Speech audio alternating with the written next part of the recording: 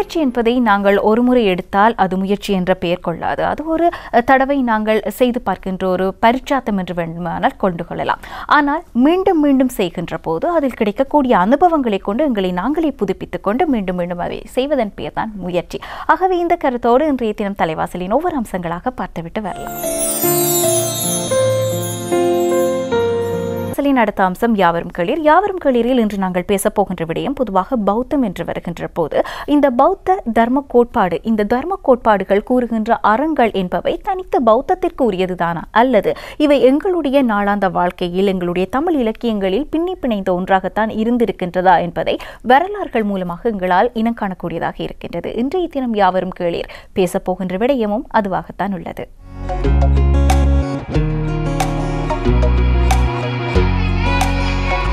இன்றைய தினம் தலைவாசலின் யாவரும் கேளீரில் நாங்கள் பேசப் போகின்ற விடயம் பற்றி நான் ஏலவே ஒரு முன்னுரையாக உங்களுக்கு வழங்கி இருந்தேன். பொதுவாக பௌத்த சிந்தனைகள் என்பவை பௌத்தத்தை ஒரு மதம் என்பதை கடந்து அதை ஒரு தர்மமாக பார்க்க வேண்டும் என்பது எங்களுடைய கோட்பாடு. அந்த அடிப்படையில் அந்த தர்ம சிந்தனைகள், அறக்கருத்துக்கள் எங்களுடைய தமிழ் இலக்கியங்களில், பாரம்பரிய இதிகாசங்கள், இலக்கியங்கள், காவியங்கள் வாயிலாக எப்படி தாக்கம் செலுத்துகின்றன, எப்படி ஊடுருவி இருக்கின்றன, அவையும் எங்களுடைய இந்த பாரம்பரியமான வாழ்க்கை முறையும் இப்படி ஒன்றிணைந்ததாக இருந்திருக்கின்றது ஒரு காலத்தில் என்பது பற்றியதான ஒரு கலந்துரையாடலாக இன்றைய தினம் யாவரும் கேளீர் கலந்துரையாடல் செல்ல காத்திருக்கின்றது. இதற்காக எங்களோடு அதிதியாக இணைந்திருக்கின்றார் திரு துவாரகன் வேலுமயிலும் அவர்கள். இவர் லேடி ரிச்வே வைத்தியசாலையின் இயன் மருத்துவராக சேவையாற்றும் அதேவேளை தமிழ் இலக்கியங்கள் சார்ந்த ஆய்வுகளை மேற்கொண்டு கொண்டிருக்கின்ற ஒரு இளம் ஆய்வாளர் என்றும் அவரை வரையறுக்கலாம். வணக்கம் திரு துவாரகன். வணக்கம். பொதுவாக நாங்கள் இந்த பௌத்த கருத்துக்கள் என்று பார்க்கின்ற போது, அந்த தர்ம சிந்தனைகள் என்று பார்க்கின்ற போது இவை பொதுவாக அவர்களுடைய பௌத்த நூல்களில் அதிகம் பேசப்பட்டிருக்கின்றன என்பதை நாங்கள் அறிகின்றோம். ஆனால் இவற்றுக்கும் எங்களுடைய தமிழ் இலக்கியங்களுக்கும் இடையில் மிக நெருக்கமான ஒரு தொடர்பு இருக்கின்றது என்பதை நாங்கள் பல இதிகாசங்கள், காவியங்களை தெரிந்து கொண்டதன், பேரளவில் தெரிந்து கொண்டதன் வாயிலாக எங்களால் உணரக்கூடியதாக இருக்கின்றது. ஆனால் அவை எவ்வளவு தூரம் அந்த தொடர்புகள் இருக்கின்றன, அந்த தர்ம சிந்தனைகள் எவ்வளவு ஆழமாக ஊடுருவி இருக்கின்றன என்பதை ஒரு ஆய்வாளர் மூலமாகத்தான் நாங்கள் தெரிந்து கொள்ளக்கூடியதாக இருக்கும். ஆகவே அந்த அடிப்படையில் எப்படி எங்களுடைய தமிழ் இலக்கியங்கள் அல்லது நூல்களில் இந்த பௌத்த தர்ம சிந்தனைகள் ஊடுருவி இருக்கின்றன, அதை பற்றி கூறுங்கள் ஆரம்பத்தில். வசந்த டிவியின் நேயர்கள் அனைவருக்கும் வணக்கம். சாதாரணமாக நாங்கள் ஒரு தர்மத்தை சமயமாக பார்க்கின்ற, ஒரு மதமாக பார்க்கின்ற போக்கு பொதுவாக இங்கே இருக்கின்றது. ஆனாலும் அதை நாங்கள் தர்மமாக அணுகுகின்ற பொழுதுதான் அதனுடைய நோக்கம், அந்த தர்மம் உருவாக்கப்பட்டதற்கான நோக்கம் அடையப்படும். உதாரணத்துக்காக இலங்கை என்ற இந்த தீவு பௌத்த தீவானதற்கான ஆரம்பம் எங்களுடைய மஹிந்த தேரரின் வரவோடு ஆரம்பமாகின்றது. அண்மைய நாட்களில் புசந்திரமும் இருக்கின்றபடியால் ஆகவே அந்த தினத்தில் மஹிந்த தேரர் வருகின்றார், மிகுந்தலை மலைக்கு வருகின்றார். அங்கே தேவநம்பியதீசனை சந்திக்கின்றார். தேவநம்பியதீசன் 40,000 வீரர்களோடு அங்கே நிற்கின்றான். அப்பொழுது அவனுடைய அறிவாற்றலை மஹிந்த தேரர் பரிசோதிக்கிறார். இங்கே சில கேள்விகளை கேட்கின்றார். அந்த கேள்விகளின் அடிப்படையில் தேவநம்பியதீசனானவன் அப்போது இலங்கையின் அரசனாக இருந்தவன் அந்த தர்மத்தை அடைவதற்கு, தர்மத்தை போதிப்பதற்கு தகுதியானவனாக என்று அறிந்து அவனுக்கு கற்பிக்கப்படுகின்றது. அதன் அடிப்படையில் தான் பௌத்த தர்மமானது இலங்கையிலே பிரபலமடைகின்றது. அரச குடும்பங்களிலிருந்து உழைக்கும் மக்கள் வரைக்கும் பௌத்த தர்மம் பிரபலமடைகின்றது. மூத்த சிவன் அதன் பிறகு வந்த தேவநம்பியதீசன் என்று சொல்லி அந்த பரம்பரைகளின் ஊடாக பௌத்த தர்மம் காக்கப்படுகின்றது. ஆனாலும் எங்களுக்கு தெரியும், சோழ படையெடுப்புகளோடு பெருவாரியான குடியேற்றங்கள் இலங்கையில் தென்னிந்தியாவிலிருந்து நடைபெற்றன. அதன் பின்னர் நடைபெற்ற ஒரு கலவரம்தான் வேலைக்காரர் கலவரம். அந்த வேலைக்காரர் கழகத்தை பற்றி வேலைக்கார கல்வெட்டு ஒன்று உள்ளது புலனறுவையில் அட்டதாகே என்று சொல்லப்படுகின்ற அந்த கட்டிடத்தில் புத்தருடைய புனித தந்ததாது பாதுகாக்கப்படுகின்ற அந்த இடத்தை பாதுகாப்பதற்காக வேலைக்கார வீரர்கள் நியமிக்கப்பட்டதாக கூட அந்த வரலாறுகள் சொல்லுகின்றன. அங்கே சில சடங்குகளும் இடம்பெற்றிருக்கின்றன. அதாவது புத்தபிரானின் கண்களுக்கு மைதீட்டுகின்ற சடங்கு. அந்த சடங்கின்படி அந்த மைதீட்டுகின்ற புத்த தேவனையரின் கண்களுக்கு மைதீட்டுகின்ற பொழுது அதை பார்ப்பவர்களுக்கு, அந்த நிகழ்வை பார்ப்பவர்களுக்கு நல்ல விமோசனம் கிடைக்கும் என்பதான நம்பிக்கைகளும் நிலவி இருக்கின்றன. என்றுதான் நாங்கள் சொல்ல வேண்டும். ஆக அந்த வேலைக்காரர் கல்வெட்டு கூட தமிழில் இருக்கின்றது. அதில் இருக்கின்ற சொற்கள் கூட புத்தரை பற்றிய சொற்கள் கூட புத்த தேவனார் என்ற அந்த சொற்கள் கூட தமிழில் இருக்கின்றன. நாங்கள் அந்த தர்மத்தை அந்நியமாக பார்க்கின்ற அந்த மனநிலையை நாங்கள் எவ்வளவு தூரம் வளர்த்திருக்கிறோம் என்பதை அந்த கல்வெட்டினுடைய சாரத்தை பார்க்கிற பொழுது எங்களுக்கு சிறிது கூச்சமாக இருக்கின்றது. நாங்கள் பௌத்த தர்மத்தை ஒரு அந்நியமானதாக பார்க்கின்றோம். ஆனால் அது ஒரு வாழ்க்கை நெறி. உதாரணமாக தாராதேவி சிற்பங்கள் இருக்கின்றன. தாராதேவி உருவம், தாராதேவி உருவம் நீங்கள் வெண்கல உருவம் ஒன்று இப்பொழுது பிரித்தானிய நூதன சாலையில் இருக்கின்றது. அந்த தாராதேவி உருவத்தில் இருக்கின்ற அந்த தாராதேவியினுடைய முகத்தை பார்க்கிற பொழுது ஒரு தாய்மை, ஒரு கருணை, அப்படியான இயல்புகள் இருக்கின்றன. அது தவிர தாராதேவியை பெண் புத்தர் என்று சொல்கின்ற ஒரு நடைமுறையும் இருந்திருக்கின்றது. அதாவது எங்களுடைய பெண் தெய்வ வழிபாடுகளுடன் பொருத்தி போவதாகத்தான் தாராதேவி வழிபாடும் இருக்கின்றது. தாராதேவி வழிபாட்டை தாண்டி இலங்கையை தாண்டி தாராதேவியினுடைய கோயில்கள் திபெத்திலும் இருக்கின்றன. ஆக தாராதேவி வழிபாடாக இருந்தாலும் சரி, அதுவும் மகாஜான பௌத்தத்தில் வருகின்றது. அதற்கு பிறகு புத்த வழிபாடாக இருந்தாலும் சரி, அது எங்களுடைய சமூகங்களுக்கு மிக புதியதான ஒன்றல்ல என்பதுதான் இவைகள் தருகின்ற செய்திகள். சிறப்பு. அதேவேளை எங்களுடைய காவியங்கள், ஐம்பெருங்காவியங்களாக இருக்கட்டும் அல்லது குறுங்காவியங்களாக இருக்கட்டும், இவற்றின் மூலமாகவும் எங்களுக்கு தொன்று தொட்டு இந்த பௌத்த கருத்துக்கள் பேணப்பட்டு வந்திருக்கின்றன என்பதற்கு சில ஆதாரங்கள் இருக்கின்றன. ஆக அப்படியான நூல்களவை அவற்றில் எப்படி இந்த பௌத்த கருத்துக்கள் போதிக்கப்பட்டிருக்கின்றன, அதை பற்றி கூறுங்கள். இப்போது ஒரு பாடல் ஒன்று இருக்கின்றது. ஆயும் குணத்து அவலோகிதன் அவர் கேட்டுக்கொண்டதற்கிணங்க, அதாவது பகுத்தறிகின்ற இயல்புடைய அவலோகித புத்தர் கேட்டுக்கொண்டதற்கிணங்க அகத்தியர் தமிழ் மொழியை உலகத்திற்கு அளித்தார், தண்டமிழை பகிர்ந்தார் அகத்தியர் என்றவாறு வசனங்கள் இருக்கின்றன. வீரசோழியம் என்ற நூலில் வருகின்றது. வீரசோழியம் என்ற நூலில் வருகின்றது. அகத்தியர் போதிசத்துவர், அதாவது அவலோகிதரினுடைய கதையை வேண்டுகோளுக்கிணங்கத்தான் தமிழ் மொழியை உலகத்திற்கு படைத்தார் என்று சொல்லப்படுகின்றது. அந்த வீரசோழியம் பௌத்த இலக்கியம் அல்ல, அது ஒரு தமிழ் இலக்கணம் சார்ந்த இலக்கியம். ஆனால் அதை எழுதிய அந்த ஆசிரியர் புத்தமித்திரனார். அவர் ஒரு பௌத்த சமயத்துக்குரியவர். ஆகவே அதில் புத்தரை பற்றிய வசனங்கள் வருகின்றன. உதாரணத்துக்காக போதியின் கீழே இருந்தவன், கருணையான பார்வையுடையவன், அவன்கள் யாராலும் அறியப்படாத இயல்புடையவன், அவன் புராதனன், பூரணன், இப்படியான விவரணங்களோடு தான் புத்தரை பற்றி எங்களுடைய மித்திரனார் அணுகியிருக்கின்றார். இந்த மித்திரனார் சம்பந்தமாக இன்னொரு செய்தி இலங்கையின் வரலாற்றிலும் வருகின்றது. என்னது? அதாவது மகாசேனம் என்னன்னு எல்லாருக்கும் தெரியும். மகாசேனனுடைய தகப்பனர் கோதாபாயன். கோதாபாயனுக்கு இன்னொரு பேர் மேக வண்ணாபயன். மேக வண்ணாபயன் இலங்கையிலே இருக்கின்ற பொழுதுதான் மகாயானம் இலங்கைக்கு மெல்ல மெல்ல மெல்ல மெல்ல பரவுகிறது. அப்படி பரவுகின்ற பொழுது, மகாஜானம் பரவுகின்ற பொழுது, அதை ஆரம்பத்தில் கோதாபாயன் அதை தடை செய்கிறார். ஆனாலும் தடை செய்த பிற்பாடு பிக்குகள், அந்த சமயத்துக்குரிய தேரவாதத்துக்குரிய பிக்குகள் ராஜ்யத்தை விட்டு வெளியேறுகின்றன. ரோகணம் மலை நாடுகளுக்கு செல்கின்றன. சென்று தக்கினகிரி என்று சொல்லி தமக்கான ஒரு பீடத்தை, ஒரு பீடகத்தை அமைக்கின்றனர். அதாவது அதன் ஒரு நிர்வாக ஸ்தாபனம் அந்த மதத்துக்குரிய. ஆனால் இங்கே இருக்கின்ற அபயகிரி ஜேதவனராமையில் மகாஜான பௌத்த சமயம் அங்கே நிர்வகிக்கப்பட்டு வருகிறது. அரச மதமாக இருக்கின்றது. அக்காலத்தில் அபயகிரியில் தான் புத்தருடைய புனித தந்த தாதுவும் வைக்கப்பட்டிருந்தது. யாருடைய காலத்தில்? கோதாபாயன் காலத்தில். அப்பொழுது அந்த கோதாபாயனின் மனமாற்றத்துக்கு காரணம், சோழ நாட்டிலிருந்து இலங்கைக்கு ஒரு பிக்கு வருகிறார். அவருடைய பேர் புத்தமித்திரன், சங்கமித்திரன் என்று சொல்வார்கள். அவர் வீரசோழியம் எழுதியவராக இருப்பாரா என்பதற்குரிய ஆய்வுகள் தேவை. அவர் இலங்கைக்கு வந்து இங்கிருக்கின்ற பிக்குகளோடு வாதிட்டு, தேரவாத பிக்குகளோடு வாதிட்டு மகாயானத்தின் உன்னதத்தை, மகாயானம் மக்களால் பின்பற்றப்பட வேண்டிய தேவையை விதந்துரைக்கிறார். வாதத்தில் வெற்றி கொள்கிறார். மணிமேகலை இலக்கியத்தில் நீங்கள் பார்த்திருப்பீர்கள், பெரும்பாலும் பட்டி மண்டபங்கள் நடந்திருக்கின்றன, சமயவாதங்கள் நடத்திருக்கின்றன. இப்பொழுது நடைபெறுவதைப் போல முகநூல் அடிபாடுகள் இல்லை. அப்பொழுது நேருக்கு நேர் தங்களுடைய சமயத்தின் கருத்துக்களை சொல்லி, நாங்கள் திருநாவுக்கரசருடைய வரலாற்றிலும் படித்திருப்போம். அவர் சமண சமயத்துக்கு செல்கின்றார், தர்மசேனர் ஆகின்றார், அங்கே சமயவாதங்களில் ஈடுபடுறார். அதே போல புத்தமித்திரனார் இலங்கைக்கு வாதங்களை செய்கின்றார். வாதங்களை செய்து வாதங்களில் வென்ற பிறகு கோதாபாயன் மனம் மாறி மகாயான பௌத்தத்தை தனக்கென்று வரித்துக் கொள்கிறான், நாட்டின் சமயமாக வரித்துக் கொள்கிறான். ஆனால் அவனுடைய மகன் அதேவேளை அவனுடைய மகனுக்கு இருவர், கோதாபாயனுக்கு 2 மகன்கள். மூத்த மகன் அதை மறுதளிக்கிறான்.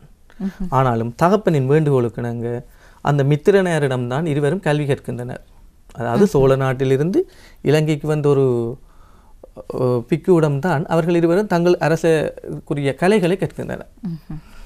இதன் அடிப்படையில் மகாசேனன் என்பவன் அவனுடைய தம்பி, அதாவது கோதாபாயனுடைய 2வது மகன், அவன் கூட முழுவதுமாக தன்னை மகாயானத்துக்காக வரித்து கொண்டதோடு அபயகிரியை இன்னும் பலப்படுத்துகிறான்.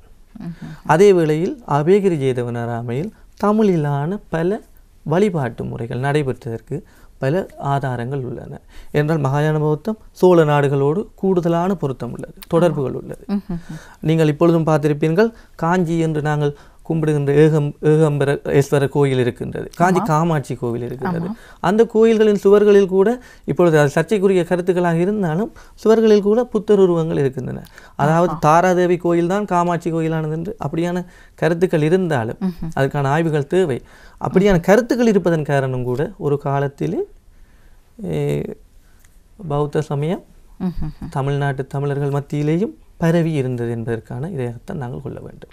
சிறப்பு. தொடர்ச்சியாக பேசலாம். தலைவாசலின் யாவரும் கேளீர் பகுதியோடு. யாவரும் கேளீரில் இன்று நாங்கள் பேசிக்கொண்டே இருப்பது பௌத்த சிந்தனைகள் எங்கனம் எங்களுடைய தமிழ் பாரம்பரியங்களில், எங்களுடைய தமிழ் அறக்க கோட்பாடுகளில், நூல்களில் தாக்கம் செலுத்துகின்றது, ஊடுருவி இருக்கின்றது என்பது பற்றி. குறிப்பாக உங்களிடம் கேட்க வேண்டிய ஒரு முக்கியமான விடயம், இவ்வளவு நீங்கள் கூறியது போன்ற விளக்கங்கள் எங்களுக்கு சாதாரணமான பாமரர்களுக்கு தெரியாவிட்டாலும் கூட முக்கியமான மணிமேகலை, அந்த மணிமேகலை என்கின்ற அந்த இதிகாசத்தை கொண்டு மணிமேகலை என்கின்ற கதாபாத்திரத்தை தெரிந்து கொண்ட வரையில் எங்களுக்கு பௌத்த கருத்துக்களோடு ஒரு நெருங்கிய தொடர்பு தமிழர்களுக்கு இருந்திருக்கின்றது என்பதை உணரக்கூடியதாக இருக்கின்றதாகவே அதை பற்றி நீங்கள் விளக்கமாக கூற முடியுமா?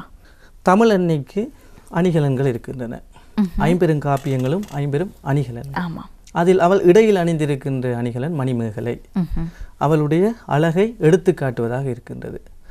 மணிமேகலை காவியத்தை பொறுத்தவரையிலே மணிமேகலை ஒரு வெளிப்படையான பௌத்த காவியம், பௌத்த அறங்களை வலியுறுத்துகின்ற ஒரு காவியம். உதாரணமாக மணிமேகலை மணிபல்லவத்தீவிலே மணிமேகலா தெய்வம் கொண்டு போய் வைக்கின்றார். அதன்போது மணிமேகலையிடம் அவளுடைய பழம்பிறப்பை உணர்த்துவதற்காக புத்த பீடிகை தோன்றுகின்றது. அந்த புத்த பீடிகையின்படி அவள் மறுபிறப்பை உணர்கின்றாள். இதில் நாங்கள் கவனிக்கப்பட வேண்டிய விடயம், பௌத்த தரிசனம் என்பது மறுபிறப்பை, வினையை அடிப்படையாக கொண்டது. ஆகவே பழம்பிறப்பின் வினையாகத்தான் தான் இங்கே பிறந்திருக்கின்றேன். தனது கையில் இருக்கின்ற அமுத சுரபி பாத்திரம் கூட தான் முற்பிறவியில் செய்த தானங்களின் விளைவாக தனக்கு கிடைத்தது என்பதை உணர்கிறார். அதே வேளையில் அவளிடம் ஒரு மனச்சஞ்சலம் இருக்கின்றது. அவள் ஒரு பிக்குனி கோலத்தை தனக்கு வரித்து கொண்டாலும் அவள் பிறந்தவுடனேயே மாதவி சொல்கிறாள், மாதவி ஒரு கணிகையர் குலத்தைச் சேர்ந்தவள். ஆனால் அவள் சொல்கிறாள் பெரும் பத்தினியின் மகள் இவள். அவளை பிறப்பின் பொழுதே ஒரு துறவியாக அர்ப்பணிக்கின்றனர். அவளும் பௌத்த தர்மங்களை பின்பற்றி ஒழுகுகின்றாள். உண்டி கொடுத்தோர் உயிர் கொடுத்தோர் என்பது அவளுடைய வாழ்வின் கோட்பாடு. வாழ்வில் அவள் தனக்காக வரித்து கொண்ட கோட்பாடு உண்டி கொடுத்தோர் உயிர் கொடுத்தோரே. அந்த அமுத சுரபி பாத்திரத்தோடு அவள் மணிமேகலையில் இருக்கின்ற பொழுது அவளுக்கு பழம் பிறப்பு உணர்த்தப்படுகின்றது. உணர்த்தப்பட்டதன் வாயிலாக அவள் பல விடயங்களை அறிந்து கொள்கிறாள், தன்னுடைய மன தடுமாற்றத்தை உணர்ந்து கொள்கிறாள். அதாவது அவளின் மேலே உதயகுமாரன் என்கின்ற இளவரசன் காதல் கொள்கிறான். அது இவளுக்கு ஒரு மனக்குழப்பம். இவன் என்னை அவன் ஒரு சமயம் சந்திக்க வருகின்றான். இவர் உபவனத்தில் இருக்கின்றார். யார்? எங்களுடைய மணிமேகலை உபவனத்தில் இருக்கின்றார். அதன்போது உதயகுமாரன் வருகின்றான். வந்தவன் அவளுடைய தோழியான சுதமதியை கேட்கின்றான், எங்கே உன்னுடைய தோழி? அவளுடைய திறத்தை கூறு கேட்போம் என்ற பொழுது சுதமதி சொல்லுகின்றாள், அவள் தவமே உருவானவள். அப்படியான கருத்துக்களை சொல்லுகின்றாள். ஆனாலும் உதயகுமாரன் சொல்லுகின்றான், அவளை இழிவுபடுத்துகிறான். அவள் ஒரு கணிகையர் குலத்தை சேர்ந்தவள், அவளுக்கு எந்த பாதுகாப்பும் இல்லை. ஆகவே நீ இப்படி சொல்லாதே என்று விட்டு நான் இவளின் தாயாகிய சித்ராபதியை கொண்டு இவளை அடைவேன் என்று விட்டு அவன் சென்று விடுகிறான். உதயகுமாரன் சென்ற பிறகு மணிமேகலை யோசிக்கிறார், இவன் என்னை இவ்வளவு குறைவாக கதைத்தும், நான் ஒரு துறவியாக இருந்தும் என்னை பற்றி குறைவாக, ஆனால் இவன் பக்கம் என் மனம் சஞ்சலப்படுகிறதே. அந்த சஞ்சலத்தை போக்குவதற்காகத்தான் இவள் மணிபல்லவத்துக்கு எடுத்து செல்லப்படுகிறார். மணிபல்லவத்தில் மறுபிறவியை அவளுக்கு உணர்த்தப்பட்டதன் காரணம், முற்பிறவியில் அவள் உதயகுமாரனின் முற்பிறவியில் கணவன் மனைவிகளாக இருந்திருக்கிறார்கள். மணிமகளுடைய பழைய பெயர் இலக்குமி, இவனின் பெயர் ராகுலன். திட்டிவிடம் என்ற பாம்பு தீண்டுகின்ற பொழுது இறந்து விடுகிறான் ராகுலன். இவள் தீயில் புகுந்து விடுகிறாள். அதன் போது அவளின் சகோதரிகளாக இருந்தவர்கள் தான் இம்முறை பிறக்கின்றார்கள், தாய் மாதவியாகவும் தோழி சுதமதியாகவும். ஆக இந்த உலகத்தில் பிறவி என்பது ஒரு துன்பம், பிறவி என்பது ஒரு துன்பம். அதைத்தான் மணிமேகலை சொல்கிறது. பிறக்காமல் இருப்பது தான் பேரின்பம், பிறந்தோர் உருவது பேரின்பம், பெருந்துன்பம். பிறந்தோர் உருவது பெருந்துன்பம், பிறவார் உருவது பெரும் இன்பம். அது சொல்ல வருவது என்னவென்று சொன்னால், பிறக்காமலே எப்பொழுது நாங்கள் ஓய்வு நிலை அடைகின்றோமோ அதுதான் எங்களுடைய உய்வடைந்த நிலை. அதன் பிறகு ஆனால் மணிமேகலை தெய்வம் எதிர்பார்த்ததை மணிமேகலை நிறைவேற்றவில்லை. மீண்டும் உதயகுமாரன் வருகிறான். அப்பொழுது அவளின் மனம் இன்னும் சஞ்சலப்படுகிறது.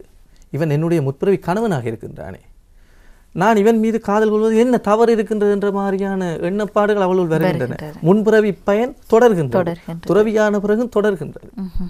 ஆசாபாசங்களை துறக்கவில்லை அவள் முழுமையாக. அதன் பொழுது உதயகுமாரன் தன்னுடைய வளையல் அலைந்த கைகளை பிடித்தாள், வளையல் நிற்கின்ற கைகளை பிடித்தாள், தான் அவனோடு சென்று விடுவேனோ என்று சொல்லி அச்சமுறுகிறாள். அந்த அளவுக்கு அவளினுடைய கலக்கம் இருக்கின்றது. ஆனால் தன்னுடைய துறவை மீண்டும் எடுத்துக்கொள்கிறாள். இல்லை, நான் மனம் தடுமாறக்கூடாது, சஞ்சலப்படக்கூடாது என்று சொல்லி எடுத்துக்கொள்கிறாள். காயசண்டிகை வடிவில் செல்கின்றாள். காயசண்டிகை என்பவள் ஜானை பசியுடையவள். அவள் அவளுடைய பசிப்பிணியையும் மணிமேகலை தான் அமுத சுரபியை கொண்டு தீர்த்தாள்.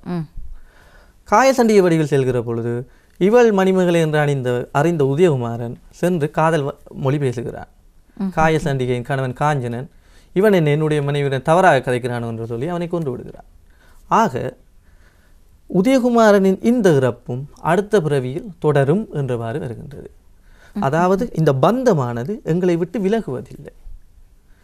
பிறந்தார் உருவது பெருந்துன்பம் என்பதும் பிறவார் உருவது பெருமின்பம் என்பதும் மீண்டும் மீண்டும் மணிமேகலை காப்பியம் வலியுறுத்துகின்ற ஒரு அறமாக இருக்கின்றது. ஆமாம், அப்படி பார்க்கின்ற போது ஒட்டுமொத்தமாக இந்த பௌத்த கருத்துக்கள் எவ்வாறு எந்தெந்த இடங்களில் எங்களுடைய தமிழ் பாரம்பரியங்களோடும் வாழ்க்கை முறையோடும் ஒட்டியதாக இருந்திருக்கின்றது என்பதை இவ்வளவு நேரம் நாங்கள் ஒவ்வொரு படிமுறையாக பார்த்திருக்கின்றோம். இலங்கையை பொறுத்தவரையில் அது எங்கனம் நிகழ்ந்திருக்கின்றது, இதிகாசங்களில் எங்கனம் நிகழ்ந்திருக்கின்றது.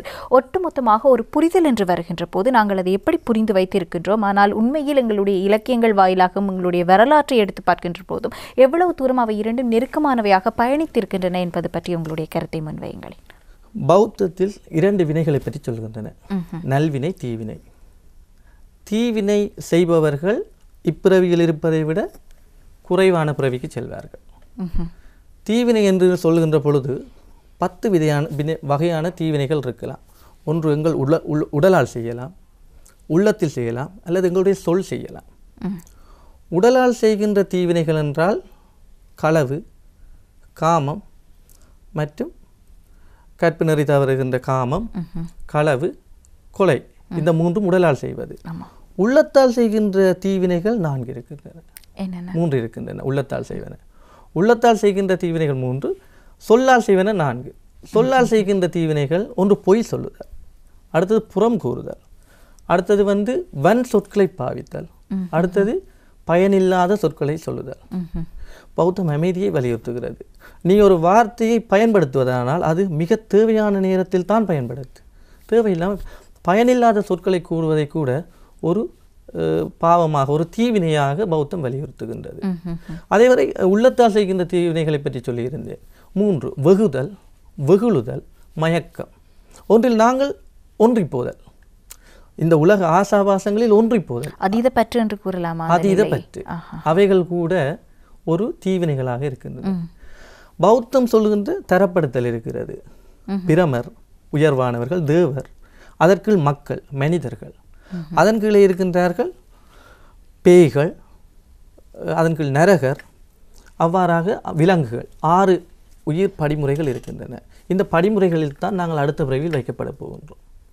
நாங்கள் மேம்பட்ட பிறவியை பெற வேண்டுமாயின் நாங்கள் நல்ல செயல்களை செய்ய வேண்டும், நல்வினைகளை செய்ய வேண்டும். அதனால்தான் நாங்கள் செய்கின்ற வினைகள் எங்களை எப்போதும் திரட்டி கொண்டே இருக்கும், தூண்டிக்கொண்டே இருக்கும். துன்பத்தை விட்டு விலகுவது, துன்பத்திற்கு காரணம் தீவினை, துன்பத்தை விட்டு விலகுவதற்கு 4 விடயங்களை நாங்கள் அணுக வேண்டும். என்னென்ன? முதலாவது துன்பம், துன்பத்திற்கான காரணம், துன்பத்திற்கான நிவாரணம், துன்பத்தின் நிவாரணத்தை அணுகின்ற மார்க்கம் என்று 4 வகையான படிமுறைகளின் ஊடாகத்தான் துன்பத்திலிருந்து நாங்கள் விடுபட முடியும் என்பது பௌத்தம் சொல்லுகின்ற அறக்கருத்து.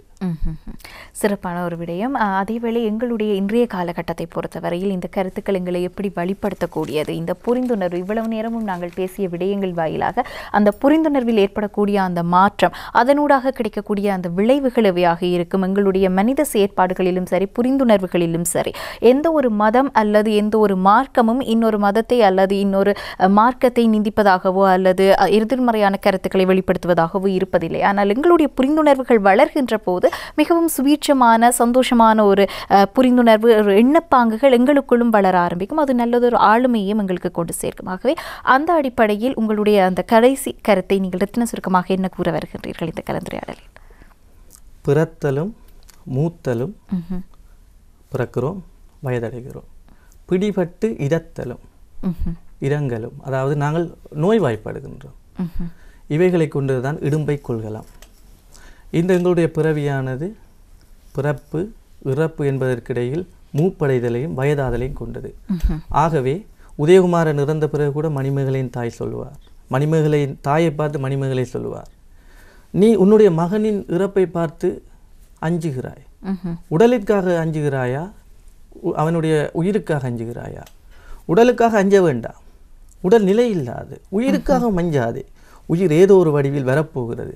ஆகவே மண்ணுயிர்க்கெல்லாம் நீ அன்பு செய், உலகத்தில் உள்ள அனைத்து உயிர்களுக்கும் நீ அன்பு செய் என்று சொல்லி அவள் சொல்வதாக வருகின்றது. ஆகவே பௌத்தம் வலியுறுத்துகின்ற அன்பு செய்கின்ற கொள்கைகளை நாங்கள் பின்பற்றுவது, சாதாரண மனிதனாக பிறந்து மதங்களை கடந்து மனிதர்களாக பிறந்து மானுடர்களாக பிறந்து ஒவ்வொருவரையும் உயிர்க்கும் வழி என்று பௌத்தம் சொல்கின்ற கருத்தை சொல்ல அமைகின்றேன். சிறப்பு. அன்பிலார் எல்லாம் தமக்குரியார் அன்புடையார் என்றும் உரியார் பிறர்க்கே என்ற அந்த வள்ளுவன் கூற்றை எப்படி அந்த பௌத்தம் சிந்தனையாக தன்னுள் பொதித்து வைத்திருக்கின்றது, அதைத்தான் நாங்களும் தொன்று தொட்டு காலகாலமாக பின்பற்றி கொண்டிருக்கின்றோம் என்றால் அந்த கருத்துக்கள் வாயிலாக இன்றைய தினம் இந்த காலை பொழுதில் உங்களுக்கான அந்த பௌத்த சிந்தனைகள் எங்களுக்குள் அந்நியமானவை அல்ல, அது எங்களோடு பயணித்த ஒரு விடயம் தான் என்ற அந்த புரிந்துணர்வு ஏற்பட்டிருக்கும் என்ற நம்பிக்கையோடு இத்தோடு தலைவாசலின் யாவரும் கேளீர் பகுதியை நிறைவு செய்து நானும் உங்களிடமிருந்து விடைபெறப்போகிறேன். அதற்கு முன்பாக எங்களுடைய அதிதிக்கு நாங்கள் நன்றிகளை தெரிவித்தாக வேண்டும். திரு துவாரகன் வேலுமயிலும் அவர்கள். நன்றி துவாரகன்.